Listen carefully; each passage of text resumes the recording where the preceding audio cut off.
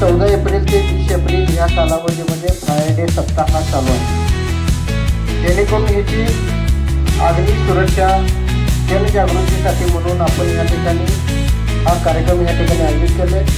या ठिकाणी कोणत्याही प्रकारचा अनुचित प्रकार घडू नये।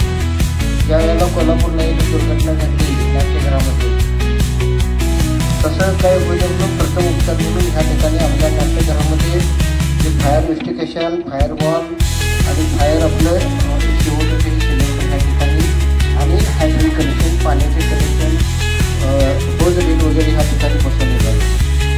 आणि जेणेकरून जास्त करून जागा वगैरे असतात ना त्या ठिकाणी जास्त असतं, दवाखान्यात जास्त असतं, दवाखान्यामध्ये ऑपरेशन थिएटरमध्ये ओटीमध्ये त्याचा जास्त वापर केला जातो। कारण जे उपकरण असतात ऑपरेशनची ती महागडी असतात। आता त्या साईडला तुम्ही जायला पाहिजे, खाली करा, प्रेस करा, बस ओके, हळू दाबायचं आहे ओके। आता हे तुला लक्षात आलं, त्याच्या पद्धतीने जायचं तर दुसरं बोल, हे दाबा, हळू दाबायचं बस ओके।